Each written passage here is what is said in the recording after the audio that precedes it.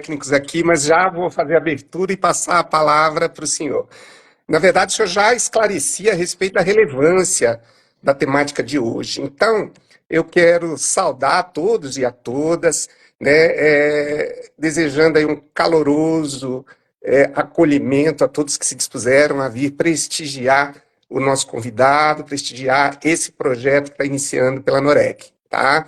É um projeto criado pela Noreg Pará e pelos institutos membros aqui do Pará, que são a ARPEM Pará, o Colégio Notarial do Brasil, o Instituto de Registro de Títulos e Documentos, deixa eu ver se eu não deixei ninguém de fora, e o Instituto de Protestos, o IEPTB.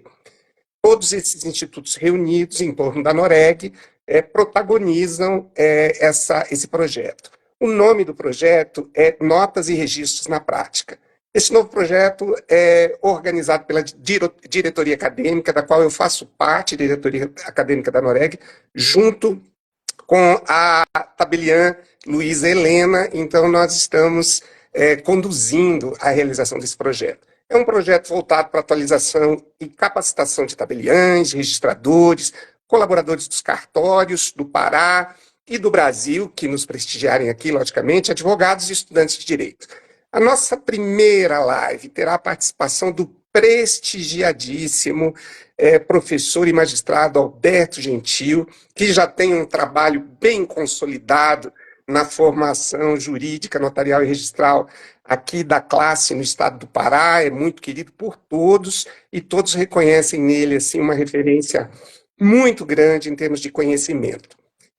A temática de hoje é a uso capião, a adjudicação compulsória, extrajudiciais, tema novo, pulsante, cheio de entrelinhas e dúvidas, e o professor Gentil, com a sua expertise, vem aí, né, com toda a gentileza que lhe é peculiar, todo esse carisma, emprestar um pouco do seu conhecimento ao engrandecimento do conhecimento jurídico aqui. Professor Alberto, seja bem-vindo. Obrigado por aceitar mais esse convite da Noreg do Pará. Falo aqui em nome da nossa querida presidente Moema Locatelli Beluso, a qual me pediu para externalizar a grande admiração que toda a classe notarial e registral do Pará tem pelo senhor e o quanto estamos honrados com essa sua presença aqui nesse evento. Então, agora deixo aberto aqui para a sua fala inicial, e, posteriormente, começaremos nossa rodada de perguntas e respostas, que é a dinâmica proposta para a nossa live. Com a palavra, doutor Gentil. Certíssimo. Bom, primeiro, boa noite a todos. Para mim é uma alegria participar do projeto da Noreg Pará. Deixo aqui os meus cumprimentos extremamente respeitosos à presidente, à doutora Moema, aos coordenadores, doutora Luísa e doutor Pedro. Doutor Pedro, gentilmente, hoje me acompanhando aqui nessa primeira rodada. As perguntas encaminhadas na medida do possível e do meu conhecimento, tentarei aí suprir as dúvidas e, quiçá, os questionamentos que foram encaminhados. É muito bom poder participar de um projeto da Noreg Pará. Eu tive realmente um primeiro semestre muito próximo de todos.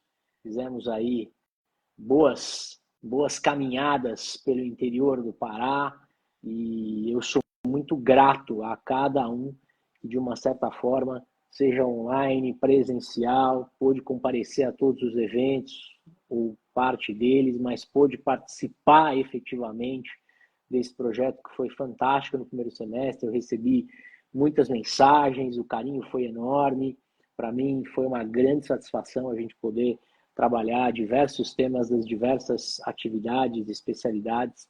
Eu acho que o extrajudicial tem uma indispensável recolocação, realocação constitucional. O artigo 236 não representa a magnitude do que efetivamente é o serviço extrajudicial para o país. Ele deveria estar muito mais próximo, alocado ali, próximo ao Poder Judiciário, na compreensão de acesso à justiça.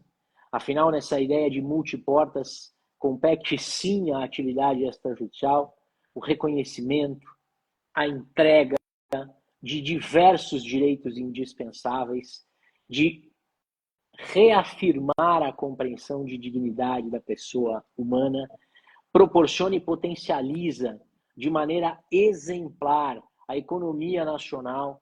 Nós sabemos que a atividade notarial e o registro de imóveis são dois grandes propulsores de negócios de toda a ordem, notadamente imobiliário, mas de um dos maiores ramos ou de uma das maiores fontes de riqueza do país, que é efetivamente o nosso agronegócio, é o nosso sistema registral. Então, de fato, a gente precisaria ter aí uma reacomodação constitucional para começar a falar da grandeza do serviço, e não só se agiganta por sua capilaridade, mas pelo conhecimento técnico de todos os notários e registradores desse país. Então, assim, para mim é sempre uma alegria e um desafio muito grande falar para a atividade extrajudicial, mas sempre faço com muito carinho e sempre adiantando que todos nós nos encontrando dentro daquelas duas súmulas vinculantes que sempre faço questão de ressaltar e salientar, de que ninguém sabe nada e de outro modo que ninguém sabe tudo, eu vou tentar me encaixar dentro das perguntas que forem feitas aí, quem sabe podendo de alguma forma compartilhar algum conhecimento que seja útil a alguém, e aí sim terei meu papel e minha missão cumprida de maneira pelo menos razoável. Não é isso, professor Pedro? Passo a palavra a você com todas as minhas aqui considerações ao amigo, ao entusiasta, a um professor querido, sem dúvida alguma, não só com reconhecimento nacional, mas com um carinho muito afetivo por parte de todos os representantes da Noreg. Pude comparecer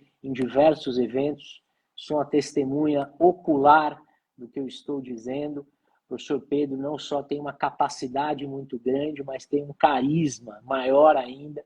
Então, para mim é uma alegria poder dividir aqui esses minutos, esse tempo que nós temos para falar sobre a atividade extrajudicial com olhar voltado ao uso capião, bem como a adjudicação compulsória extrajudicial, respectivamente 216A e 216B da Lei de Registros Públicos e os devidos provimentos administrativos. Fico à disposição, meu amigo. Professor Alberto Gentil, eu só quero registrar a presença na nossa live da doutora Moema, que recentemente representou a nossa instituição aqui, a Noreg Pará, em Roma, num evento, inclusive ela retornou recentemente de lá, e cumprimentá-la, né? Assim, atribuindo a ela a grande renovação que a classe notarial e registral vem experimentando no estado do Pará, da qual eu sou beneficiário. Doutor Alberto, tendo em vista a ecleticidade do nosso público, né, nós temos desde leigos que entram tão somente pela referência que o senhor para conhecer, para entender um pouquinho. Será que antes de nós iniciarmos as perguntas mais técnicas, nós poderíamos fazer um breve esclarecimento do papel da uso capião extrajudicial e da adjudicação compulsória extrajudicial no plano daquilo que a maioria das pessoas conhece, que é a regularização imobiliária, né? Perfeito. O povo leigo sempre chega, né? Quer regularizar, tem aquele imóvel. Então, como a uso capião, só para que nós pudéssemos fazer uma introdução e entrarmos depois em aspectos mais técnicos relacionados às perguntas. Vamos lá. Eu acho muito interessante essa questão, porque eu me preocupo muito com a compreensão do diagnóstico imobiliário, né? As pessoas se preocupam muito em entender qual o problema que o imóvel dela apresenta. E para isso ela tem que procurar um especialista, como a gente faz com um médico quando a gente tem um problema de saúde e não sabe identificar exatamente qual o problema, mas sabemos os sintomas. Acontece a mesma coisa na seara, na esfera do direito imobiliário, notadamente quando nós temos um imóvel irregular. E o que é um imóvel irregular? É todo aquele que apresenta alguma falha perante o registro de imóveis. Se eu quero saber quem é dono de um imóvel, eu vou até o registro de imóveis, peço uma certidão de um imóvel específico e lá consta quem é o dono, quantos metros tem o terreno, se tem alguma construção naquele imóvel, qual é a construção, quantos metros foram construídos, tem uma destinação comercial, residencial. Então eu consigo fazer um breve check-up da situação registral imobiliária, verificando a matrícula. O problema é que mais de 70% dos imóveis brasileiros não têm a identidade real, ou seja, eu não consigo visualizar o imóvel na prática e compreender aquele imóvel com uma identidade exata junto ao registro de imóveis. Por qual motivo? Ou porque o terreno não tem aquela metragem, ou porque o terreno não tem uma casa, mas tem um prédio, ou porque aquele que ali reside ou ali exerce os direitos de posse não se apresenta como proprietário do imóvel na matrícula, ou porque nós temos imperfeições das mais diversas, seja em relação à pessoa ou em relação ao imóvel, junto ao registro de imóveis, ou porque eu já tive a divisão, isso é uma situação também muito comum e eu estou tentando ser o mais transparente, cristalino em relação à minha exposição, mas a gente já teve a divisão, conhecido como desdobro, mas a gente já teve a divisão fática daquele terreno. Era um terreno de 500 metros e agora nós temos dois de 250. Todo mundo usa cada um dos terrenos como quer, mas ninguém é dono de absolutamente nada. Então nós temos problemas diversos. E em algum momento alguém tem por objetivo regularizar esse imóvel. E aí o que eu faço? O que eu devo fazer e quais são as minhas saídas? Porque tem algumas coisas que são típicas do brasileiro. O professor Pedro já sabe disso, já ouviu falando um pouco sobre isso, mas o brasileiro nato, aquele que realmente merece a nacionalidade brasileira, conforme o artigo 12 da Constituição, é aquele brasileiro que deixa tudo para a última hora, que se tudo correr bem, ele adora uma fila, ele é tarado numa fila, nem sabe para que serve a fila, mas ele entra na fila, e se tudo correr bem, ele em algum momento fez um contrato, aquele conhecido contrato de gaveta, porque a gente faz o contrato, joga na gaveta, nunca mais abre, acha que aquilo resolve tudo, está tudo certo, ponto final, e a gente não consegue depois compreender como é que o bem que era do avô, que passou para o tio, que passou para o pai, que chegou em mim, o que eu faço agora com esse enrosco? Que agora eu quero vender e a pessoa que quer comprar, naturalmente, quer comprar um imóvel e passar para o nome dela. Só que não sendo eu o proprietário, como faço para regularizar esse imóvel? Nós temos duas saídas a serem discutidas hoje. Quando se fala em diagnóstico imobiliário, regularização de imóveis, nós temos muitas hipóteses de regularização. Quando o terreno tem uma metragem diferente àquela apontada, por exemplo, na matrícula, se fala em retificação do imóvel. Mas quando nós temos um problema de propriedade, nós temos aí dois institutos interessantes, que é a uso capião, que é um modo de aquisição da propriedade, em que se declara a propriedade para aquele que exerce há muito tempo a posse do bem. Nós temos muitas modalidades de uso capião, tendo aí como prazo maior estabelecido, maior prazo estabelecido para a propriedade, 15 anos, não vamos cair naquela pegadinha de concurso da questão da servidão dos 20 anos, mas direito de propriedade, vamos ficar por aqui, né?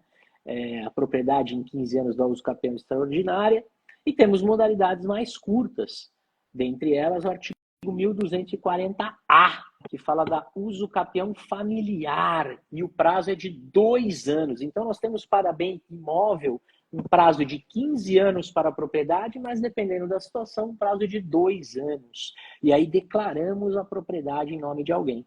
Mas temos também uma outra modalidade declaratória, essa exigindo a vinculação de A com B, B com C, o encadeamento efetivamente de transações, de negócios jurídicos, que é a adjudicação compulsória, que é um outro modelinho de regularização de bens imóveis. Então, basicamente, a gente irá falar sobre essas duas modalidades de regularização. Vamos falar tanto da regularização por uso capião, modo originário, que dispensa encadeamento de negócios anteriores, que não se recolhe imposto de transmissão de bem imóvel, conhecido e tão amado ITBI, que pagamos com alegria, sorriso no rosto, diferentemente da adjudicação compulsória, que é a aquisição do imóvel de maneira derivada, em que se observa a continuidade, ou seja, verifica-se o encadeamento do negócio como um todo, de A passando para B, B passando para C, C passando para D, e assim por diante, com a necessária e indispensável verificação do recolhimento do imposto de transmissão onerosa de bem imóvel, o nosso glorioso salve, salve TBI. Então essas são as duas modalidades que hoje a gente vai trabalhar, e na verdade a gente vai trabalhar dentro do modelo proposto pelo projeto, que nada mais é do que, se eu não estiver enganado, são feitas perguntas agradáveis, perguntas fáceis, perguntas que eu espero que sejam generosas, amistosas. E aí, dentro dessas perguntas recebidas, dentro desses dois temas, eles foram encaminhados para a Noreg, as pessoas podiam encaminhar, os interessados de maneira geral, podiam ingressar, encaminhar e tal. Eu confesso que até no meu Instagram, eu olhei hoje lá no @AlbertoGentilPedroso, vi que tinha questões também, falei, nossa, mas estão mandando para mim, não estão mandando para lá, mas eu acabei respondendo, e aí tirando aquela angústia, aquele aborrecimento, aquela aflição daqueles que me perguntavam, deixando a live efetivamente para as perguntas que foram encaminhadas no canal corretamente, que é a Noreg Pará. Então, eu acho que é sobre isso que hoje nós vamos trabalhar. Certo? Boa noite a todos. Professor Pedro, o senhor manda, eu obedeço com prazer. Ô, professor Gentil, que é isso? Professor Gentil, eu quero mandar um forte abraço para todos os amigos que nos assistem e aos poucos vão mandando as suas saudações. Professor Gentil, assim como inicialmente achei bem esclarecedoras as suas palavras a respeito dos conceitos, seria possível, professor Gentil, assim, em linhas bem gerais, porque essa é uma dificuldade que eu vejo que o leigo tem e que alguns profissionais da área jurídica têm, de entender o procedimento. Procedimentalmente, por exemplo, chega com muita frequência a pergunta qual é o papel, porque existe né, a usucapião judicial, né, que tem todo aquele procedimento. Quando nós falamos em extrajudicialização, esse procedimento ganha uma roupagem completamente nova. Seria possível, em linhas gerais, doutor Gentil, esclarecer procedimentalmente, de forma bem resumida, a usucapião e, consequentemente, a adjudicação compulsória, bem em linhas gerais, para nós entrarmos em alguns aspectos técnicos, depois já dentro de uma concepção do procedimento. Perfeito. Bom, eu vou tentar criar aqui uma esquematização simples para que possa, de alguma forma, ser útil dentro dos dois procedimentos aos interessados que aqui estão presentes. Né? Na adjudicação compulsória, nós temos uma aquisição derivada, que é fruto de uma compra de direitos de um real proprietário ou de quem assim adquiriu. Adquiriu mediante terceira pessoa e assim por diante e tal, diferente da usucapião, onde nós temos o cumprimento de determinados requisitos legais e o reconhecimento, a declaração, melhor dizendo, peço desculpa pela falta de técnica, mas a declaração da propriedade. De maneira esquematizada, nós temos que entender que essas duas formas que podem e continuam podendo ser judicializadas e, portanto, ser objeto de ações judiciais, quando nós não tivermos litígio, conflito, briga, barraco, confusão em nenhuma das situações que envolvam a transmissão ou a declaração da transmissão ou a declaração da propriedade, quando se fala em usucapião, né? Só se fala em transmissão quando nós estamos dentro da esfera da adjudicação compulsória, nós temos que entender que o processamento, basicamente, ele ocorre de maneiras parecidas, semelhantes, mas com dois pontos que devem ser identificados de plano. Na adjudicação compulsória, bem como na usucapião, temos como ponto comum indispensável a realização de uma ata notarial, documento público feito pelo tabelião que irá lavrar o documento, confeccionar, criar, desenvolver um determinado documento, e neste documento ele irá apresentar apresentar quais são os contornos que levam ele, delegatário de um serviço público, entregue pelo Estado, a reconhecer que há uma posse exageradamente exercida por determinada pessoa, com contornos e requisitos da uso capião, para que, com base neste documento, inicie-se um procedimento que estará atrelado a um pedido inicial formulado por um advogado, para que o oficial do registro de imóveis, verificando efetivamente os documentos que comprovam o exercício de posse por um período longo, de maneira mansa, pacífica, sem qualquer tipo de questionamento, atrelada àquela ata notarial, venha a declarar a propriedade do bem.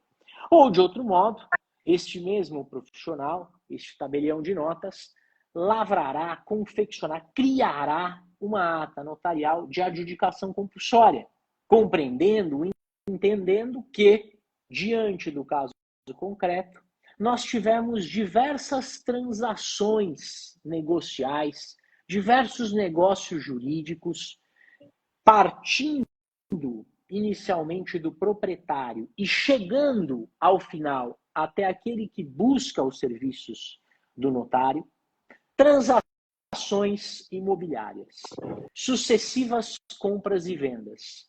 E dentro dessa situação, ele irá então lavrar um documento, entregar esse documento ao interessado, para que ele, mais uma vez, perante o registro de imóveis, onde fica o bem imóvel localizado, isso é muito importante, porque o notário, e a gente vai responder isso mais para frente, em tese pode ser qualquer um. Temos situações excepcionais que nós vamos tratar aí ao longo da nossa conversa, mas em tese o notário pode ser qualquer um. O registrador de imóveis, fantástico, grande amigo Germano, fica aqui o meu abraço.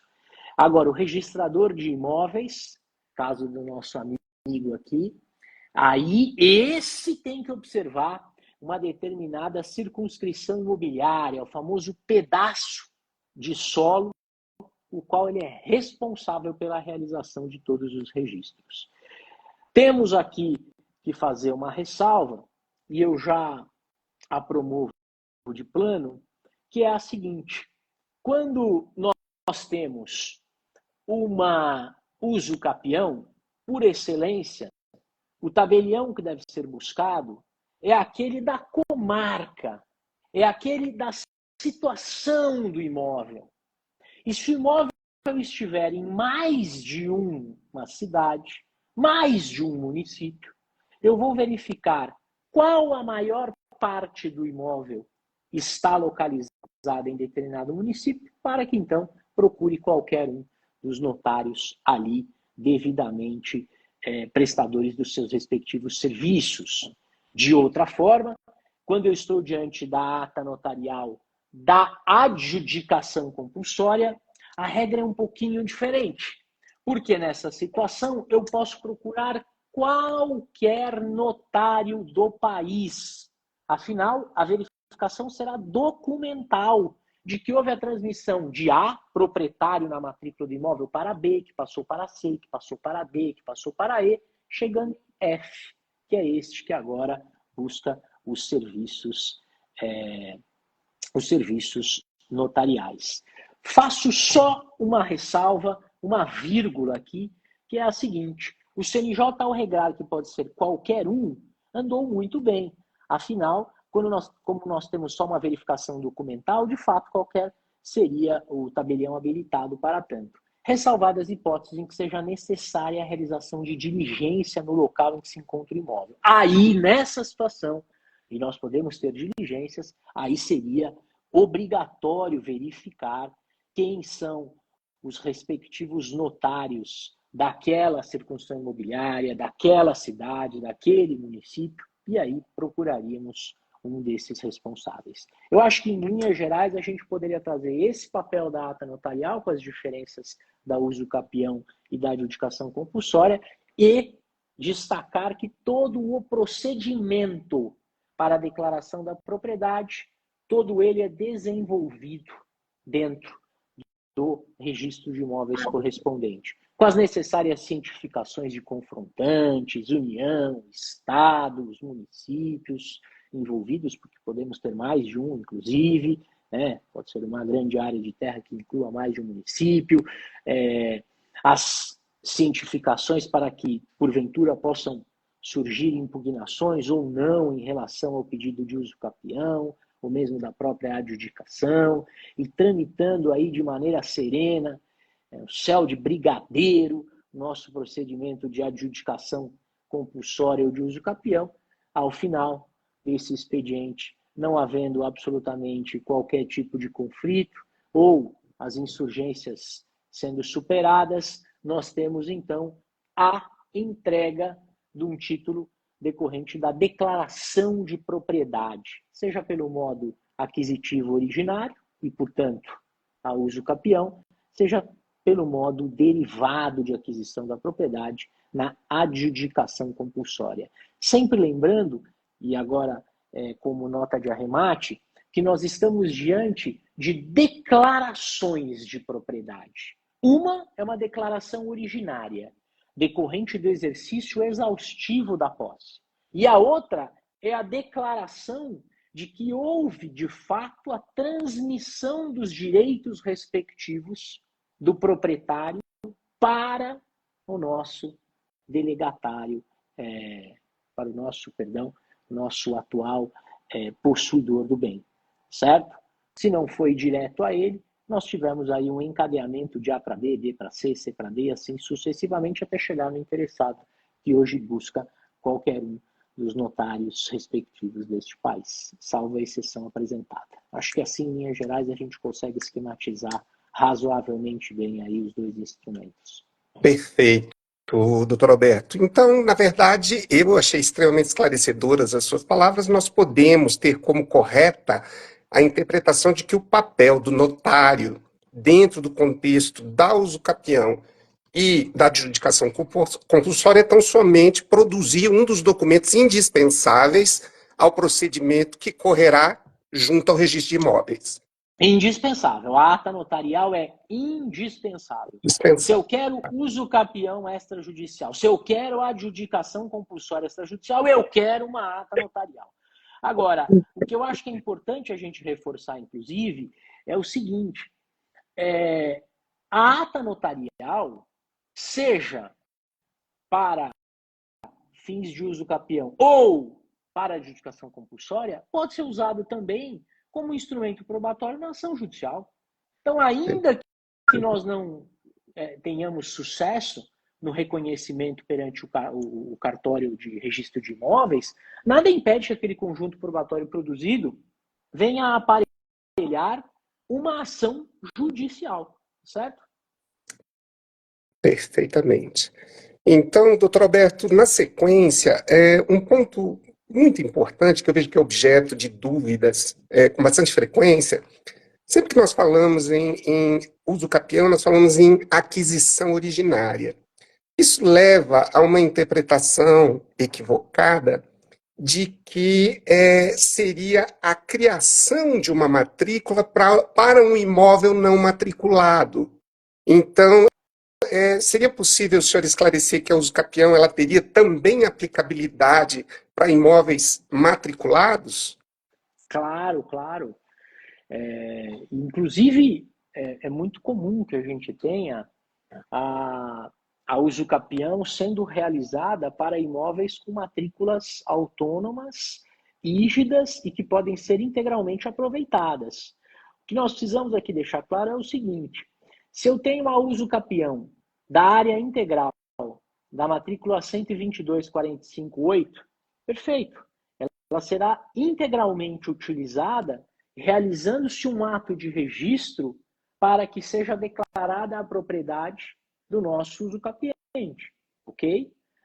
Nós só temos a necessidade de abertura de matrícula quando nós não temos uma matrícula aberta, ou quando a área efetivamente não é localizada, é evidente, ou quando a área usucapida não reflete exatamente a área da matrícula, que é uma situação que pode acontecer. eu posso ter uma matrícula que tenha 100 mil metros quadrados, mas a área que está sendo objeto de uso capião, ela é inferior a essa metragem. Nessa situação, eu poderia falar em abertura de matrícula, mas não é obrigatória a abertura de uma matrícula só porque eu estou reconhecendo e declarando por um ato administrativo a uso capião. Perfeitamente, professor Gentil. Professor Gentil também, surfando nos seus ensinamentos, nós poderíamos colocar, seria correto compreender que o objetivo da ata notarial na uso capião é a comprovação da posse e na adjudicação compulsória é a comprovação do negócio jurídico, ou essa ideia precisa ser mais aprimorada? Não, eu acho que a ideia ela comporta sim alguns incrementos, mas em linhas gerais, pensando na esquematização que nós acabamos, né, nos propondo nesse momento, eu acho que a definição é muito feliz, meu amigo. De fato, nós temos na ata notarial do uso capião a busca do reconhecimento da posse e seus contornos legais, que são estabelecidos constitucionalmente no artigo 183 e 191, que são as modalidades especiais de uso capião, bem como o Estatuto da Cidade e o uso capião previsto no Código Civil. E quando eu falo de adjudicação compulsória, aí sim eu trabalho com a verificação por parte do notário da existência dessas transações imobiliárias realizadas perfeitamente encadeadas. Então, esse acaba sendo aí o propósito dessa ata notarial, concordo 100% com as suas observações. Muito bem. Doutor Gentil, tem um outro ponto que é objeto. Eu estou, assim, eu estou pegando as perguntas que foram encaminhadas e eu estou dando né, uma concatenação para que elas não fiquem saltando de um assunto para outro que não esteja vinculado. Eu espero que isso esteja auxiliando o senhor. Então, na verdade, todas as perguntas que eu estou fazendo foram encaminhadas para nós. Doutor Alberto, tem um ponto que causa dúvidas. Me parece que por toda a sua fala isso já ficou extremamente esclarecido, mas eu gostaria de deixar assim bem claro para as pessoas que estão nos assistindo que gostaria que o senhor falasse a respeito disso. A pergunta que nos foi encaminhada era se uma cessão de direito de posse ela pode ser objeto de adjudicação compulsória. Então, o senhor poderia falar um pouco para nós a respeito dessa vinculação, tanto da adjudicação quanto da usucapião, com o imóvel no registro de imóveis, o imóvel matriculado, e não teria, ou teria, o senhor é que vai esclarecer isso, alguma vinculação com posse. No caso, talvez a usucapião, né, doutor Gentil? Eu acho que, não, a por tudo adjudicação que eu já compulsória não tem falei, como. Uhum, exatamente. Acho que por tudo que eu falei, uhum. a gente pode fazer digamos assim, uma linha de reserva, um ponto de destaque aqui, que basicamente é o seguinte: toda vez que eu estiver discutindo posse, e a posse pode ser objeto de alienação, pode ser objeto de doação, de cessão de qualquer natureza, eu tenho obrigatoriamente que atrelar essa utilização com base na posse meramente a uso capião, né? Posso até ter adição de posse para fins de uso capião. Me parece, inclusive, até mais interessante e vantajoso, porque a gente sabe que, diante da uso capião, que é um modo originário de aquisição, eu me permito, peço até desculpa, eu vou só até cortar aqui a minha resposta, depois eu retorno, né, já que chegou uma pergunta em relação a se o justo título é requisito da uso capião especial urbana. As modalidades constitucionais, no caso 183, para a uso capião especial urbana e 191 para a uso capião especial rural, não exigem boa-fé nem justo título. Não é que se presume, não exige. Não são requisitos dignos de valoração. Nenhuma situação, nem a outra. Nem o justo título e nem a boa-fé. Tá certo? Só para responder ali ao terceiro de notas de Belém. Deixando meu abraço a todos aí. Belém foi a primeira das cidades que nós iniciamos o nosso projeto de atualização e capacitação. Deixo aqui o meu abraço a todos que estiveram presentes no evento. E retornando à questão, Quando eu estou falando só de cessão de posse, me parece que cabe a identificação e qualificação por parte do nosso notário a realizar uma ata de uso capião, né? Verificando ali, e vou me entregar um pouco aqui, vou me valer de um certo saudosismo, mas quando se fala do provimento 65 de 2017, no seu artigo 4º e artigo 5º, nós temos lá a estrutura do provimento, da ata notarial, perdão, no provimento, da uso capião. Então, esses são os cuidados que devem ser tomados. Confesso que eu não me recordo exatamente de qual é o artigo novo disposto no provimento que unificou no Código do Foro Extrajudicial, Código Nacional, mas nós temos a verificação indispensável do artigo 4º e artigo 5º aí, do saudoso provimento 65 de dezembro de 2017, que estabelecia essa situação. Agora, na adjudicação compulsória, o que nós temos que verificar é a efetiva transmissão, não da propriedade em si, mas dos direitos obrigacionais atrelados à propriedade, para que a ata notarial, então, se justifique com esse propósito de aquisição derivada. E já adiantando, não sei se essa foi uma pergunta feita, mas uma imprecisão da lei que foi acomodada pelo provimento do CNJ, pelo provimento 150, foi o momento de recolhimento do ITBI na adjudicação compulsória.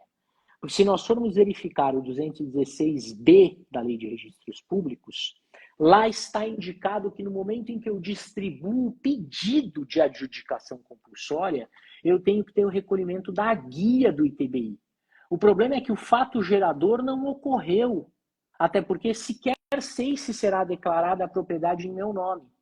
Tanto é assim que o provimento do CNJ passou esta exigência, que era objeto de verificação perante o pedido inicial, para o final do expediente administrativo no registro de imóveis, quando de fato se declara a propriedade, aí se exige o recolhimento do ITBI para fins de registro, o que me parece muito mais razoável, porque agora sim nós temos um potencial mais concreto de efetiva realização de registro e, portanto, justificada a cobrança da comprovação, no caso, né, do recolhimento do ITBI. Doutor Roberto, muito bem. Tem uma pergunta que foi trazida aqui, para nós foi enviada, que pergunta se o promitente vendedor, na promessa de compra e venda, ele tiver indisponibilidade desse bem, é possível fazer essa adjudicação? Essa é uma pergunta interessante. Essa é uma pergunta que não poderia, de forma alguma, partir de um amigo como o Dr. Pedro. Porque essa é uma pergunta que tem a sua complexidade e eu vou mostrar por quê. Se os senhores tiverem oportunidade de dar uma olhada no provimento 150, especificamente no artigo 440-AH, a redação é a seguinte: a indisponibilidade não impede o processo de adjudicação compulsória, vírgula, mas o pedido será indeferido, vírgula, caso não seja cancelado até o momento da decisão final do oficial do registro de imóveis. Qual que é o problema? O problema é que o artigo ele é genérico. Ele fala a indisponibilidade. Mas ele não fala essa indisponibilidade aqui estaria atrelada a qualquer um dos protagonistas desta relação jurídica. Porque, de fato, há uma relação jurídica. Isso é importante, pessoal, pelo seguinte. Nós temos diversos precedentes administrativos que indicam, na alienação fiduciária, por exemplo, que quando a indisponibilidade é do devedor, que admite-se a consolidação da propriedade em favor do credor na hipótese de inadimplemento das parcelas que devem ser pagas. Porque ele é o proprietário, ainda que de maneira resolúvel. Peço mil desculpas pelos termos técnicos, se de alguma forma eu não estiver atendendo aqui os nossos espectadores, mas para que eu possa ser o mais exato e preciso em relação ao que está sendo questionado. Mas nós temos a possibilidade de consolidação da propriedade em favor do credor numa alienação fiduciária, porque a indisponibilidade recai sobre os direitos do devedor. E o devedor não é proprietário de nada por se tratar de uma propriedade resolúvel. O problema é que aqui a indisponibilidade tratada no 440-AH, ela acaba sendo extremamente genérica. Dessa forma, a solução e resposta mais confortável é dizer que, havendo uma ordem de indisponibilidade que de alguma forma afete os direitos que ali estão sendo discutidos, é indispensável a regularização dessa indisponibilidade antes do encerramento do expediente administrativo. Porque se quem adquire, e aí eu até não veria problema, né? Porque se quem adquire, aquele que tem declarada a propriedade para si, tiver uma ordem de indisponibilidade, a meu ver não haveria problema nenhum em se realizar o registro e a indisponibilidade recair sobre aquele bem. Ponto final. Ah, mas ele pode transmitir para terceiro? Não pode, porque a indisponibilidade é contra ele. Ah, mas e se a indisponibilidade for em relação ao antigo proprietário? Aí nós vamos ter a situação de verificação de que aquele bem não fazia mais parte do patrimônio de disponibilidade do antigo proprietário diante das sucessões dos direitos obrigacionais e, portanto, das transações imobiliárias. Só que o CNJ não dispõe a respeito dessa reflexão que eu estou fazendo aqui. Então, a resposta mais confortável, segura e que hoje me parece mais adequada diante, né, da atualidade do provimento, é um provimento de setembro de 2023, é um provimento que acabou de completar 12 meses, um ano, né? Então, eu acho que diante dessa situação, é mais conveniente a gente efetivamente ficar com uma interpretação restritiva do que dispõe o 440-AH e, havendo indisponibilidade, seja ela recaindo aonde for, nós temos o processamento autorizado. Mas se a indisponibilidade não cair até o momento do registro ou da decisão final do oficial do registro de imóveis, nós temos a rejeição do procedimento. Impressionado aqui, professor Gentil, com a grandiosidade da sua resposta, com o nível de esclarecimento de uma temática tão complexa. Imagina. Professor Gentil, nós estamos agora nos dirigindo para o término da nossa live. Eu quero saber se eu poderia fazer uma outra pergunta desse naipe aí, sem enfraquecer a amizade. Nunca, nunca. Amizade mantida. Ele já disse assim, estamos no finalmente, significa eu vou fazer a pergunta, apagar a luz e sair correndo. Já entendi. Vai lá, meu amigo, faça isso. Professor Alberto, nós temos uma situação, um regramento aqui no estado do Pará que me parece que ele difere do regramento paulista, que é a respeito da procuração em causa própria, como um instrumento hábil para a lavratura de uma escritura translativa. Ocorre o seguinte, se por alguma razão essa procuração em causa própria, que é caracterizadora de um negócio jurídico, vier a faltar nela um requisito essencial, como, por exemplo, o preço, como o recolhimento do ITBI, ou alguma coisa nesse sentido, essa procuração em causa própria, ela poderia servir de fundamento para a adjudicação compulsória no sentido de obter a translatividade desse imóvel? Essa é uma pergunta realmente feita por alguém que não me quer tão bem, apesar do coração desse professor falar o contrário. Eu particularmente, eu tenho uma visão às vezes mais avançada de alguns conteúdos, mas me preocupo sempre com o olhar do notário, do registrador frente ao balcão. Por que eu digo isso? Porque a liberdade acaba sendo um pouco mitigada em algumas interpretações.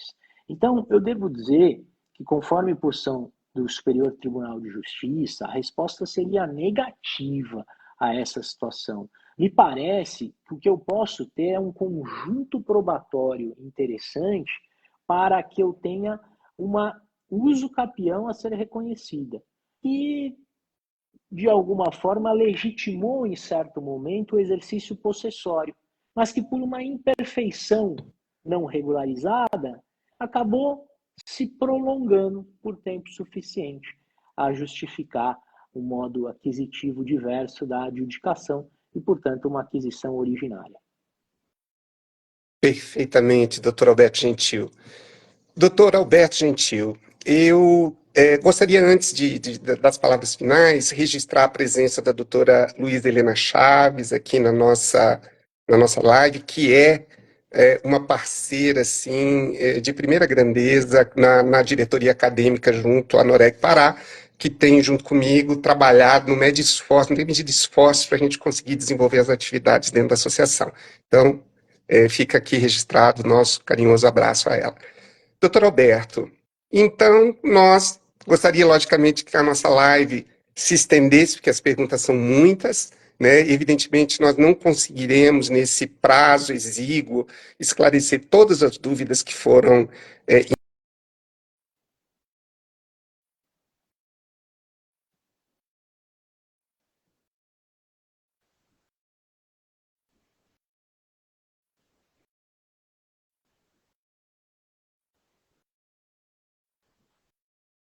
Eu aqui sigo online, pessoal. Vocês me acompanham? Sim, doutor. Acredito Acho que o doutor Pedro teve alguma questão com Eu acho que a conexão. isso, acho que o sinal do Dr. Pedro ali deu uma falhada. Eu acho até que ele caiu. Espero que Pois seja sim. só de emoção, nada além disso. Espero que seja só Doutor. uma questão aí de emoção. Diga lá, doutor. O doutor estava caminhando para os encerramentos. É importante reforçar aqui que as perguntas que não foram respondidas vão estar disponíveis posteriormente nas nossas redes sociais, assim como no nosso site da Noreg Pará. Gostaria de agradecer a participação de todos em nome da diretoria e convido, é claro, o público a estar participando das nossas próximas edições dessa live, essa primeira, relembrando. Teremos outros convidados, outras participações e outras oportunidades de perguntas. Então, fiquem conectados nas nossas redes sociais, todos tenham uma boa noite e passo a palavra para o seu encerramento, doutor. Muito obrigado pela sua participação. Imagina. Eu que agradeço. Teremos inclusive, né, em algumas próximas lives, mas para discutir outros temas. Para mim foi uma alegria estar aqui. Deixo meu Instagram aberto para que vocês tenham aí perguntas, indagações, ou se de alguma forma eu puder ajudar, será um prazer. É muito gratificante, de alguma forma, poder participar dos eventos da Noreg Pará. Tenho um carinho muito grande por todos e fico aqui à disposição, desejando um excelente final de semana a todos, excelentes estudos e até os próximos encontros. Estaremos juntos aí para debater outros assuntos. Tá certo? Muito obrigado. Muito obrigado, doutor. E uma ótima noite a todos, pessoal. Obrigado. Tchau, tchau.